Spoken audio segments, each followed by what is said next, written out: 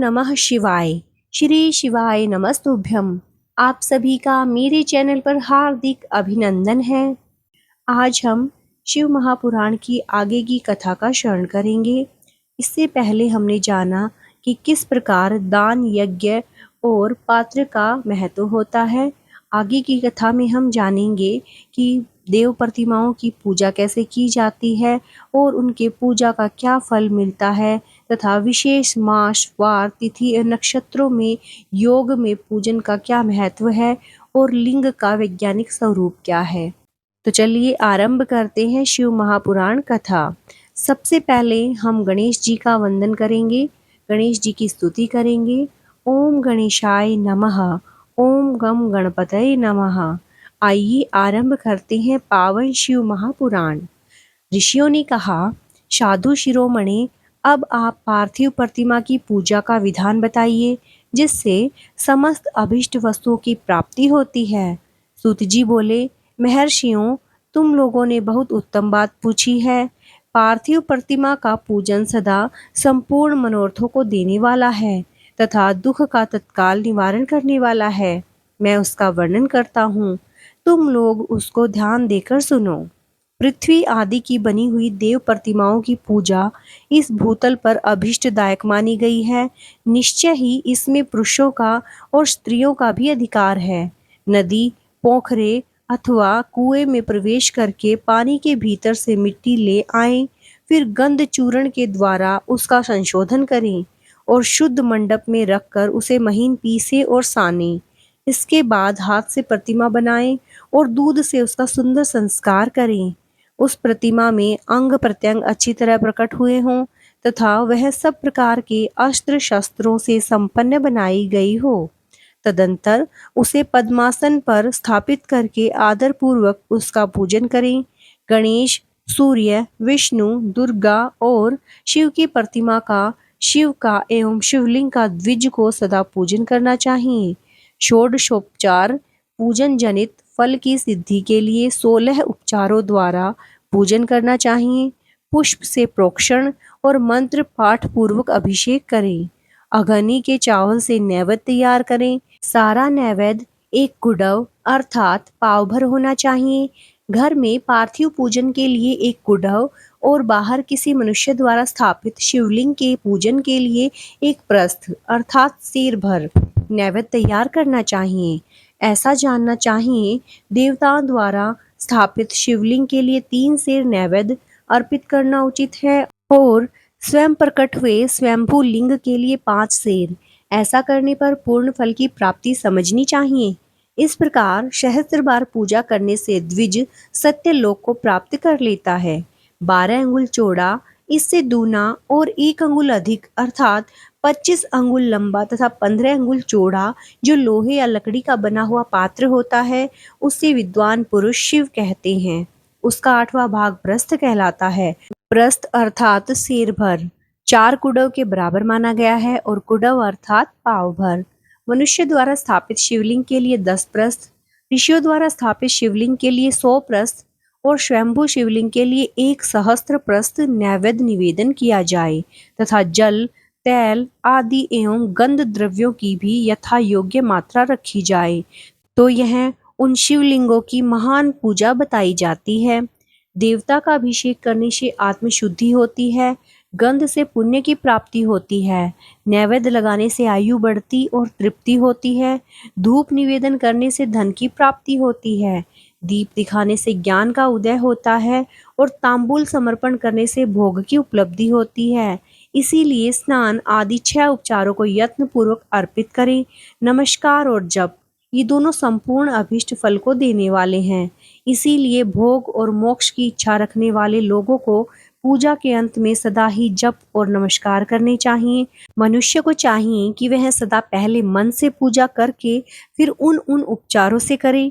देवताओं की पूजा से उन देवताओं के लोकों की प्राप्ति होती है तथा उनके अवान्तर लोक में भी यथेष्ट भोग की वस्तुएं उपलब्ध होती हैं। अब मैं देव पूजा से प्राप्त होने वाले विशेष फलों का वर्णन करता हूँ। द्विजों, तुम लोग श्रद्धापूर्वक सुनो। विघ्नराज गणेश की पूजा से भूलोक में उत्तम अभीष्ट वस्तु की प्राप्ति होती है। शुक्रवार को श्रावण और भाद्रपद मासों के शुक्ल पक्ष की चतुर्थी को और पोष मास में शतभिषा नक्षत्र के आने पर विधि पूर्वक गणेश जी की पूजा करनी चाहिए। 100 या सहस्त्र दिनों में 100 या सहस्त्र बार पूजा करें। देवता और अग्नि में श्रद्धा रखते हुए किया जाने वाला उनका नित्य पूजन मनुष्यों को पुत्र एवं अभिष्ट वस्तु प्रदान करता है। वह समस्त पापों का शमन तथा भिन्न भिन्न दुष्कर्मों का विनाश करने वाला है। विभिन्न वारों में की हुई शिव आदि की पूजा को आत्मशुद्धि प्रदान करने वाली समझना चाहिए। वार या दिन, तिथि, नक्षत्र और योगों का आधार है। समस्त कामनाओं को देने वाला है। उसमें वृद्धि और क्षय नहीं होता, इसीलिए उसे ब्रह्म स्वरूप मानना चाहिए।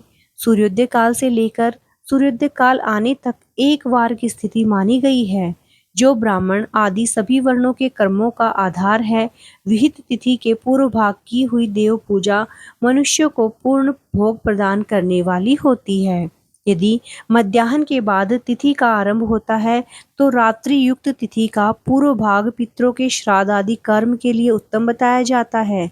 ऐसी तिथि का परभाग ही दिन से युक्त होता है, अतः वही देव कर्म के लिए प्रशस्त माना गया है। यदि मध्याह्न काल तक तिथि रहे तो उदय व्यापिनी तिथि को ही देव कार्य में ग्रहण करना चाहिए। इसी तरह शुभ तिथि एवं नक्षत्र आदि की देव कार्य में ग्राह्य होते हैं। वार आदि का भली भांति पूजा करके विचार करके जप आदि करने चाहिए। वेदों में पूजा शब्द के अर्थ की इस प्रकार योजना की गई है। पूज्यायते अनेन इति पूजा। यह पूजा शब्द की व्युत्पत्ति है। पूह का अर्थ है भोग और फल की सिद्धि। वह जिस कर्म से संपन्न होती है उसका नाम पूजा है। मनोवांछित वस्तु तथा ज्ञान, यही अभिष्ट वस्तुएं हैं।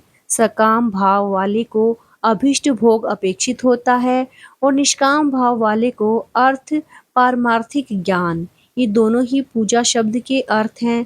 इनकी योजना करने से ही पूजा शब्द की सार्थकता है। इस प्रकार लोक और वेद में पूजा शब्द का अर्थ विख्यात है। नित्य और नैमित्तिक कर्म कालांतर में फल देते हैं, किंतु काम्य कर्म का यदि भली भांति अनुष्ठान हुआ हो तो वह तत्काल फलद होता है। प्रतिदिन एक पक्ष, एक मास और एक वर्ष तक लगातार पूजन करने से उन कर्मों के फल की प्राप्ति होती है और उनसे वैसे ही पापों का क्रमशः क्षय होता है। प्रत्येक मास के कृष्ण पक्ष की चतुर्थी तिथि को महागणपति की पूजा एक पक्ष के पापों का नाश करने वाली और एक पक्ष तक उत्तम भोग रूप देने वाली है। चैत्र मास में चतुर्थी को हुई पूजा एक मास तक किए गए पूजन का फल देने वाली होती है और जब सूर्य सिंह राशि पर स्थित हो उस समय भाद्रपद मास की चतुर्थी को की हुई गणेश जी की पूजा एक वर्ष तक मनोवांछित भोग प्रदान करती है, ऐसा जानना चाहिए। श्रावण मास के रविवार को हस्त नक्षत्र से युक्त सप्तमी तिथि को तथा माघ शुक्ला सप्तमी को भगवान सूर्य का पूजन करना चाहिए। ज्येष्ठ तथा भाद्रपद मासों के बुधवार को श्रवण नक्षत्र से युक्त द्वादशी तिथि को तथा केवल द्वादशी को भी किया गया भगवान विष्णु का पूजन अभीष्ट संपत्ति को देने वाला माना गया है। श्रावण मास में की जाने वाली श्री हरि की पूजा अभीष्ट मनोरथ और आरोग्य प्रदान करने वाली होती है। अंगों एवं उपकरणों सहित पूर्वोक्त गौ आदि 12 वस्तुओं का दान करने से जिस फल की प्राप्ति होती है उसी को द्वादशी तिथि में आराधना द्वारा श्री विष्णु की तृप्ति करके मनुष्य प्राप्त कर लेता है। जो द्वादशी तिथि को भगवान विष्णु के 12 नामों द्वारा 12 ब्राह्मणों का षोडशोपचार पूजन करता है वह उनकी प्रसन्नता प्राप्त कर लेता है। इस प्रकार संपूर्ण देवताओं के विभिन्न 12 नामों द्वारा किया हुआ 12 ब्राह्मणों का पूजन उन देवताओं को प्रसन्न करने वाला होता है। आज की कथा को हम यहीं विराम देते हैं। इससे आगे की कथा हम अपने अगले भाग में जानेंगे और श्रवण करेंगे। तब तक के लिए नमस्कार। ओम नमः शिवाय। यदि मुझसे पठन करने में कोई त्रुटि हुई है तो उसके लिए मुझे क्षमा करें और मेरे साथ बने रहने के लिए मेरे चैनल को लाइक, सब्सक्राइब और शेयर कीजिए। श्री शिवाय नमस्तुभ्यम। भगवान शिव की कृपा आप सब पर बनी रहे।